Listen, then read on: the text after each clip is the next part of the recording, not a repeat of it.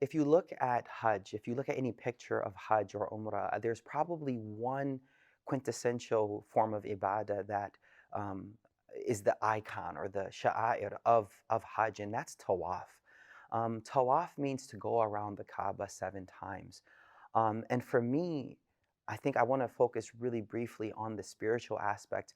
For me, Tawaf it reminds me of the centering of my life. What does my life revolve around? Life changes. We go through different stages. لَتَرْكَبُنَّ طَبَقًا عَنْ طَبَقٍ. We go through different stages in life. But in each stage of our life, we are anchored to Allah. It's as if that's our axis around which we revolve. No matter where you're at in life, no matter where you're at in life, you need to always stay anchored. I think there's something interesting, and I've never heard this from anywhere else, but I think it's something for us to reflect upon. The Prophet ﷺ, he taught us that the average age of this ummah will be 63 years. And what I find interesting is that the number of circumambulations around the Kaaba is 7 times. For me, that's every 10 years reminding myself that it's about Allah. Every 10 years is about Allah. All my life is about coming back and focusing on one purpose, and that's the worship of Allah subhanahu wa ta'ala. Now, I think we need to get into some fiqh aspects of the tawaf. We talked about the talbiyah, we talked about these other things. And before we go deeper, I need to go get a little technical and explain a few things here. The majority, 90% of the people going for Hajj from the Western world, they're going to be doing a type of Hajj called tamattu, which means the first time you actually go to the Kaaba, you're going to be actually doing Umrah. You're going to be actually doing Umrah. So, with that said, let's walk through this. We're going to go to the Kaaba. We're going to be reading our talbiyah, right? And we're going to be saying labbaik Allahumma labbaik. The moment we see the Kaaba, we're going to stop our labbaiks and we're going to start making dua. We're going to move forward after we make dua. We're going to move towards the Kaaba. Now, I need everyone to picture the Kaaba. Many of us have seen pictures, I'm sure, of what it looks like.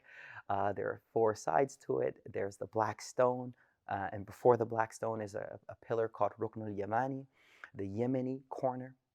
The tawaf will begin at the black stone. What are we going to do? Well, the first thing we're going to do is we're going to have to actually do 2 things called ittiba and ramal. Now, I'm going to break these down and make them super simple for us. When the Prophet had went to Medina, sallallahu alaihi wasallam, the people of Mecca had started rumors just to taunt the Muslims that we had become very weak when we went to Medina.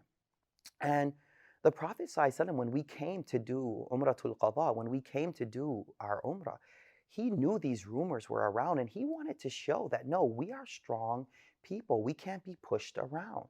And so the Prophet ordered the Sahaba to do something, and we do that till today. And that's what I'm going to explain to you right now. The first thing is called ittiba. Don't worry too much about the Arabic, just learn what it actually means. For men in ihram, what they're going to do is they're going to take their top cloth and they're going to expose their right shoulder. They're going to wrap their cloth in a way where their right shoulder is out. Think about it. As the Prophet is going around the Kaaba, if the people of Mecca are around the Kaaba, they can see the right arm. And he wanted to show basically that we're not weak, we're pretty strong. And so that's the first thing, is he would take out his right shoulder and he would do that for the entire time around. So all 7 times around the Kaaba. Then the other thing he did was he jogged, or he walked like a soldier, some say. I would say more walk on the tippy toes, kind of, to show that we had vigor, we had strength, we weren't tired. And this is called ramal.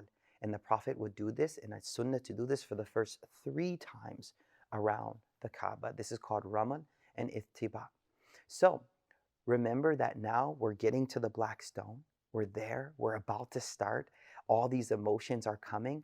The first thing we're going to do is, see, tawaf is almost like, it's symbolic of prayer. When you walk into a masjid, you normally do tahiyyatul masjid, right? But you don't do that in Mecca. The tahiyyatul masjid is tawaf. What greater ibadah than tawaf? So just to remember, you start off right before you get to the black stone, facing towards the Kaaba, as if I'm right in front of the Kaaba now. Allahu Akbar. Just Bismillah, Allahu Akbar. Just the same way you would in the beginning of the prayer, adding the Bismillah there. Now, we're going to turn, walk towards the black stone. Right when we line up perfectly, now you're going to be thinking, well, how am I going to know this and that? It'll be clear. There's a line on the ground. There's a green mark in the masjid. Very easy to tell. You're going to face towards the black stone like this. I'm going to turn my body so you can imagine. The Kaaba is towards where you are. We're still walking this way. I'm going to face towards, and symbolically, like I'm touching it, I'm going to reach forward, and then I'm going to kiss my hands as if I kiss the black stone. Remember, my shoulder is out, and now I begin to go around the Kaaba each time. Now, this is our tawaf. Now, throughout our time in Mecca, we're going to do a few different types of tawaf, and I'm going to make this as simple as possible. Whenever you're just doing an extra tawaf, or whenever you're in regular clothes, you're not going to do those ramal and ittiba. You're just going to do a regular tawaf. So the only time you need to think about this ramal and ittiba is when you're doing a tawaf in which there's going to be a sa'i, or walking between Safa and Marwa, afterward. I hope that makes it simple for you. I'm sure you're going to have some knowledgeable people with you as well. But come back to this video if you get confused. Do I do it or not? Here's the rule. If you have regular clothes, you're not going to be doing it. Or if there's no sa'i after, then you're not going to be doing it. Okay? So that means when you first arrive for Umrah, is there a sa'i after? Of course there is.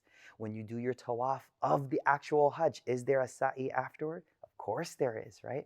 So whenever you have a sa'i after, you're gonna do this ramal and ittiba, inshallah. And remember, tawaf is all about what my life revolves around. And these are the moments you make dua. Last thing I'm gonna leave you with, what do you do while you do tawaf? The best thing is dua. The best thing is dua. While you're going around the Kaaba, make dua to Allah subhanahu wa ta'ala. I'll leave you with this. There is a sunnah dua to make right between the black stone and the Yemeni corner. رَبَّنَا آتِنَا فِي الدُّنْيَا حَسَنَةً وَفِي الْآخِرَةِ حَسَنَةً وَقِنَا عَذَابَ النَّارِ. The best form of worship during your tawaf is dua. May Allah subhanahu wa ta'ala accept it, and may Allah make us of those who constantly focus on Allah throughout our lives.